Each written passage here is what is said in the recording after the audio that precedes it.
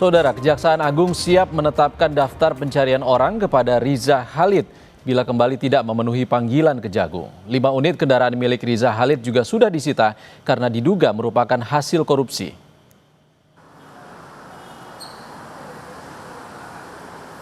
Kejaksaan Agung menyita 5 unit kendaraan yang diduga terafiliasi dengan tersangka Riza Khalid. Saat disita penyidik, 5 unit mobil tersebut sudah tidak terpasang plat nomor. Diduga hal itu sengaja dilakukan agar tidak terdeteksi. Aset-aset tersebut diduga merupakan hasil ataupun digunakan sebagai alat tindak pidana korupsi oleh Riza Khalid. Dari hasil penyitaan didapat ada 5 unit kendaraan yang di depan. Ini ada Toyota Alphard, ada Mini Cooper, ada 3 mobil sedan Mercy. Barang-barang ini disita dari pihak terafiliasi, di mana yang bersangkutan sudah dipanggil, tetapi pada saat pemanggilan tidak diindahkan dan kita melakukan penggeledahan. Dari penggeledahan ini kita mendapatkan barang-barang bukti yang diduga oleh penyidik ada kaitannya dengan kepemilikan atas nama tersangka MRC. Kapus Penkum Kejaksaan Agung mengungkapkan siap mengambil langkah hukum hingga berpotensi melakukan penetapan daftar pencarian orang bila Riza Khalid kembali tidak memenuhi panggilan Kejagung. Kejagung telah menjadwalkan pemanggilan kepada Riza Khalid sebanyak 3 kali. Kemarin dijadwalkan pemanggilan yang ketiga. Yang jelas penyidik akan segera melakukan langkah-langkah hukum ke depannya. Ya mungkin nanti sekalian bisa melakukan penetapan DPO-nya nantinya dengan juga red notice juga. Riza Khalid telah ditetapkan menjadi tersangka dalam kasus dugaan tindak pidana korupsi terkait tata kelola minyak mentah dan produksi kilang PT Pertamina Subholding. Kejagung masih terus melakukan pengembangan untuk mencari aset-aset lain yang terkait dengan tersangka. Tim Liputan, Kompas TV. Mengetahui informasi terkini, kita segera bergabung dengan jurnalis Kompas TV Triksi Valencia dan juru kamera Andika Pratama di Gedung Kejaksaan Agung Jakarta. Selamat siang, Triksi, sejauh mana upaya Kejaksaan Agung untuk menangkap Riza Khalid?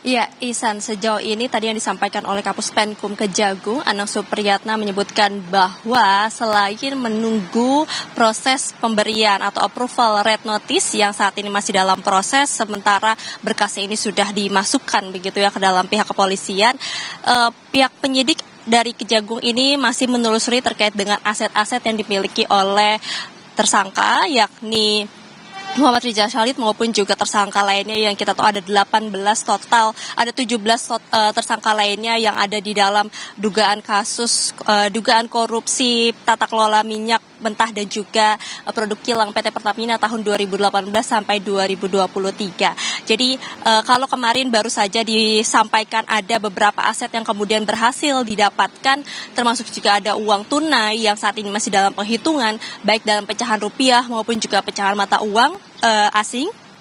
Saat ini penyidik juga masih menelusuri lagi aset-aset mana saja yang berkaitan ataupun juga yang terafiliasi terhadap dugaan korupsi ini. Nah, selain itu juga tadi yang disampaikan adalah masih akan dilakukan terkait dengan pemintaan keterangan terhadap pihak-pihak yang terkait begitu, baik dari keluarga Muhammad Riza Khalid sendiri maupun juga pihak-pihak yang terkait dalam kasus ini.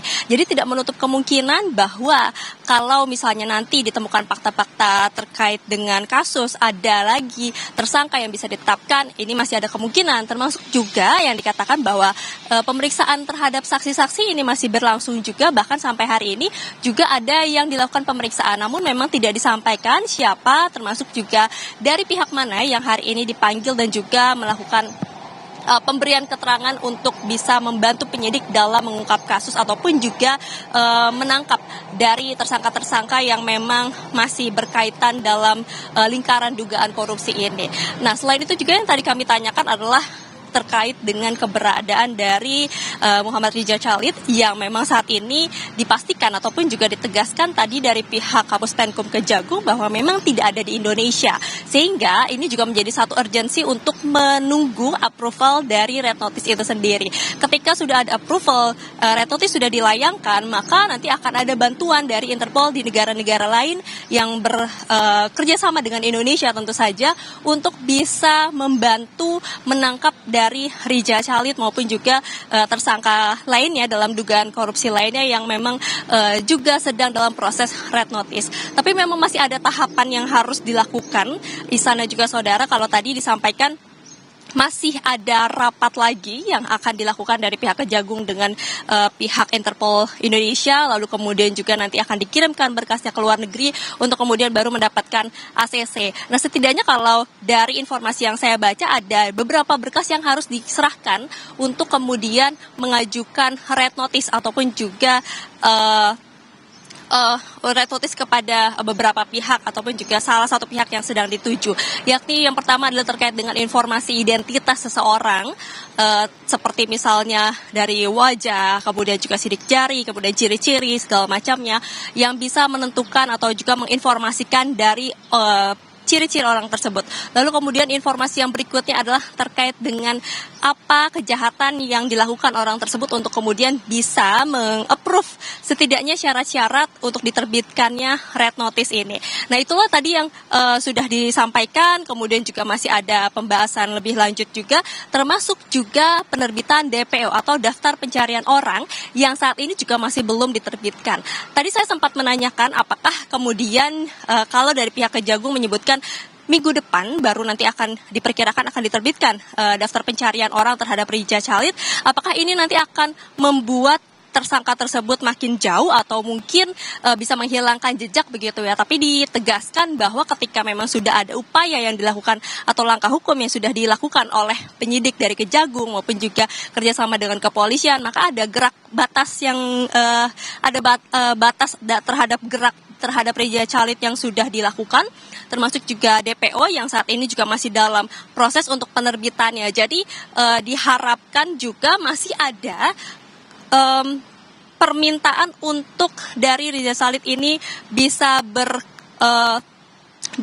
datang ataupun juga bisa memenuhi pemeriksaan, datang sendiri ke dalam Kejagung ataupun juga kembali ke Indonesia, karena yang tadi dipastikan adalah bahwa keberadaan dari Ridza Khalid ini sendiri sudah tidak ada di Indonesia, sehingga maka upaya pun juga harus dikerahkan bukan hanya di dalam negeri tapi juga di luar negeri. Tapi yang seiringan berjalan adalah yakni terkait dengan penelusuran aset-aset maupun juga penelusuran lagi siapa saksi-saksi yang bisa membantu membongkar kasus ini lebih dalam.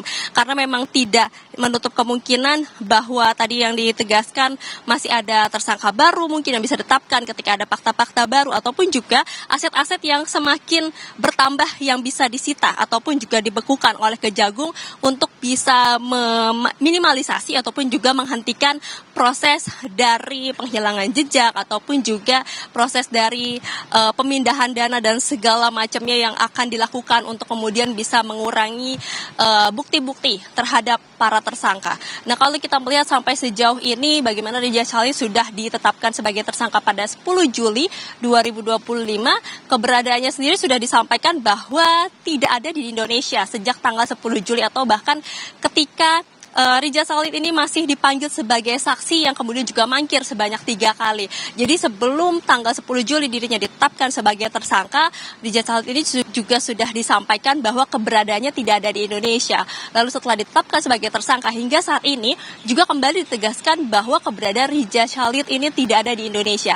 Akan tetapi tadi disampaikan oleh Kapus Penkum Kejaksaan Agung Anang Supriyatna bahwa keberadaan Ridza Khalid ataupun juga tersangka dalam dugaan korupsi tata kelola minyak mentah dan juga produk kilang PT Pertamina tahun 2018 sampai 2023 ini sudah dipegang oleh penyidik.